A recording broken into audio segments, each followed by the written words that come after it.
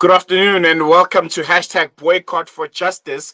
This is the third edition of this podcast series. And today we'll be delving into an issue that strikes at the heart of South Africa's democratic identity and its stance on global justice.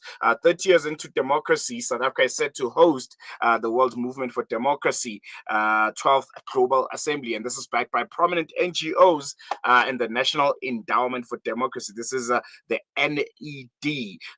And this is an organization that is often described as a civilian front for the CIA. The NED has drawn widespread criticism for its role in shaping media narratives and supporting select political movements which are aligned with the U.S. interests, from apartheid-era infiltration of South Africa's media to more recent financial backing of publications that favor U.S.-centric viewpoints. The NED's influence raises pressing questions about sovereignty, media independence, and also foreign agendas. And joining us to unpack this is Roshan, coordinator of the South African BDS Coalition, who will shed light on why this conference, which will be happening right here in Johannesburg, and is supported by some of the most prominent organizations here in South Africa, which include the Ahmed Kathrada Foundation, the Desmond and Leah Tutu Legacy Foundation, and many others, may present a challenge to South Africa's democratic and pro-Palestine values. Roshan, thank you so much. Welcome to this week's edition of Boycott for Justice.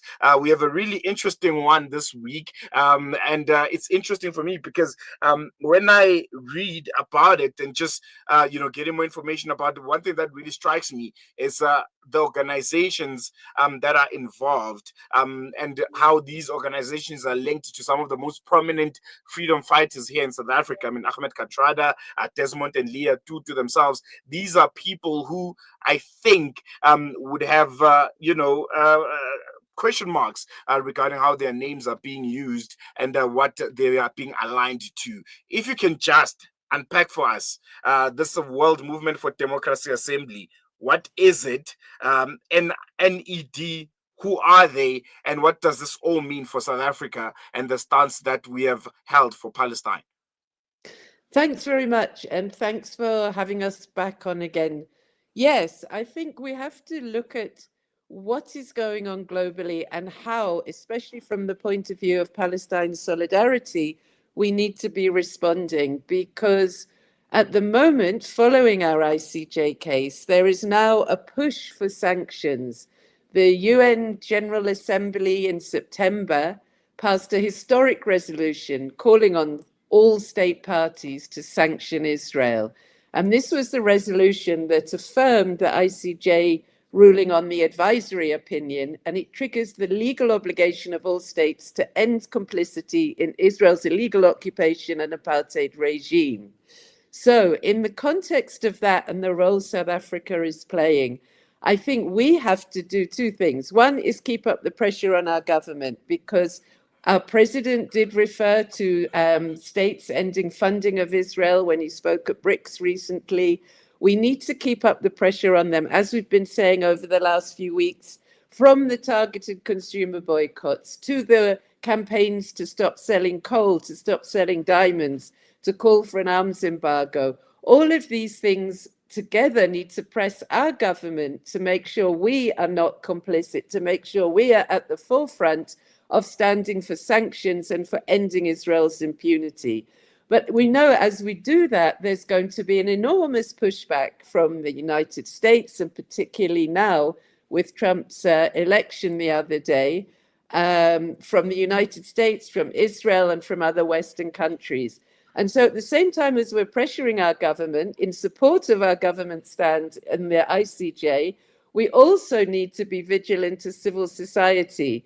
And things like this NED conference that's coming up, we need to look, if you can just look at their website, you will see they are clearly an arm of the US foreign policy, of the US state policy.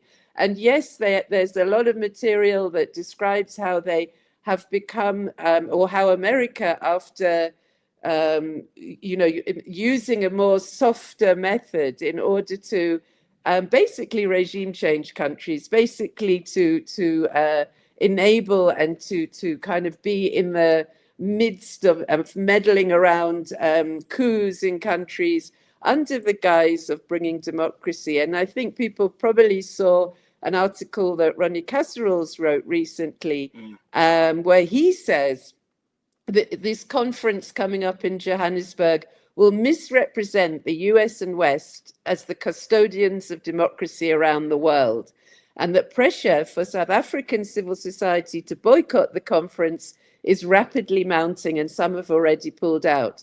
And as you said, we've been talking to the Kathrada Foundation and organizations like Defend Our Democracy, both of which are not just participating, they're actually the local hosts of this conference, to appeal to them to pull out, because it's very clear that they're being either willingly or unwillingly used by the United States to undermine not only our foreign policy in general, but in particular to undermine the stand we're taking internationally around Palestine and Palestine solidarity. You can look on their website, there is not a single mention of Palestine there.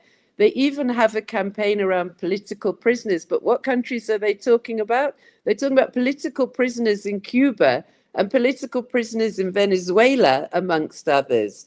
And so if you cannot even mention Palestinian political prisoners when over 11,000 people have been detained and arrested since the 7th of October last year, then you can clearly see the nature of this conference and what it's all about. And I think it's important to sort of, for us to be vigilant around these kinds of things, because we are calling for a boycott. We are saying to civil society, make statements, don't participate, pull out, don't be part of this. Now, the thing that this NED does, and this, whatever they call it, the conference is called the Movement for Democracy, they will jump onto legitimate struggles as well. So it's not to say that every single issue isn't also an issue for us here in South Africa that might be being raised. Yes, there are many issues we know around corruption and all sorts of other things. But we have to be vigilant in who is jumping onto those issues. So it's perfectly legitimate for us to complain about certain things here, but it's not legitimate for us to be pulled into conferences and networks that are clearly trying to push us in a certain direction. And I think it's particularly the case now with the Government of National Unity and with the Trump government that will come into play in America next year. We have to be vigilant, like we were with that conference that Ivor Chitkin organized recently. Roshan, I want to stick a bit with these NGOs and civil society movements that are involved in this conference, because we know some of them. We know that there's some brilliant individuals that are working within them. Do you think these organizations are fully aware of the implications of this partnership with the NED, or is it just ignorance from their side?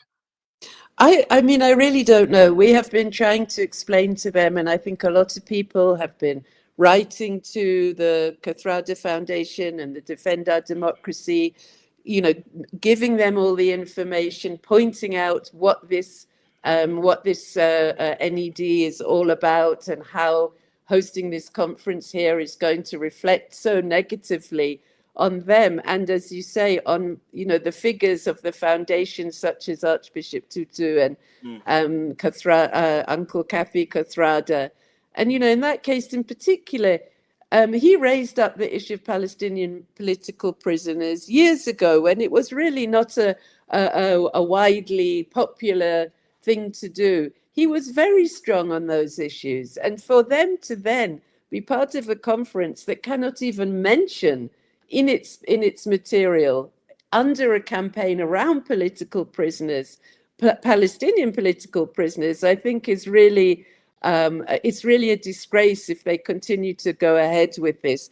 And honestly, I don't know why they have got themselves involved in this. And we really just hope that they do decide not to participate, not to be the local host, to pull out, as I believe Mistra, the think tank, has pulled out from being part of the local coordinating of organizations. So really, we hope they do, because there's no explanation for them to be engaging in this kind of a thing.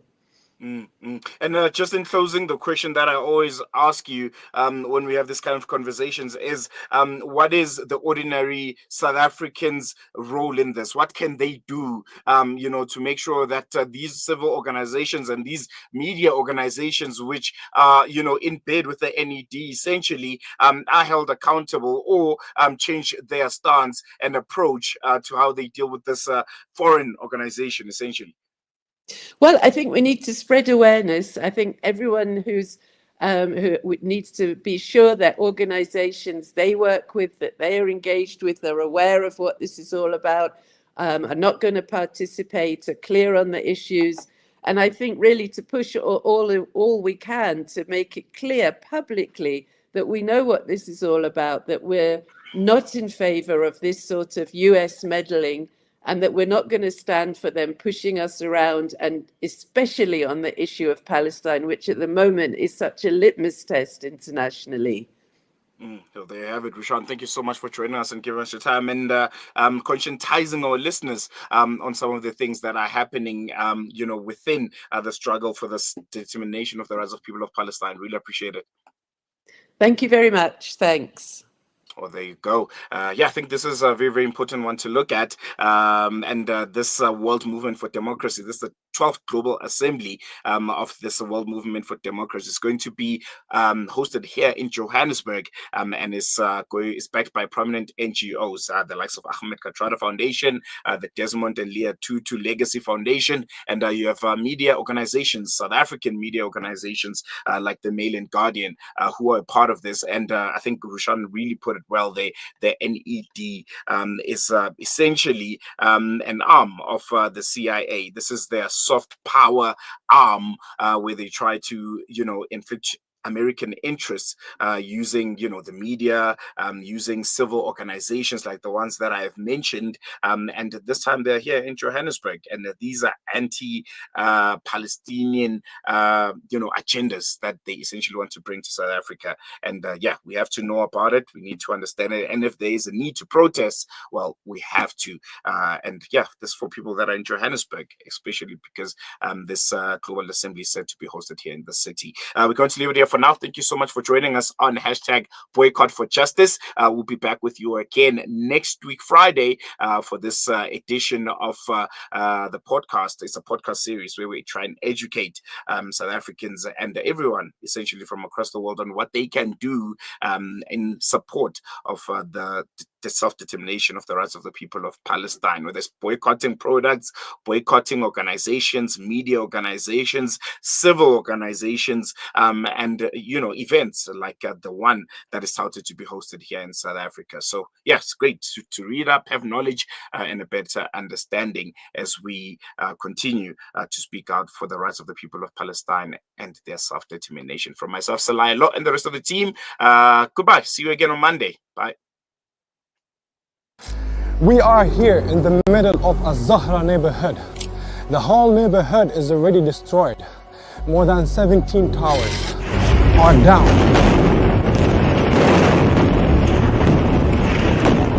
Here, as you can see, the firefighters trying their best to help. The people are still under the rubble.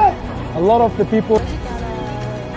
Join Hamza on his exclusive South African tour as he shares his personal experiences, never before seen footage, and powerful insights on the ongoing genocide in Gaza.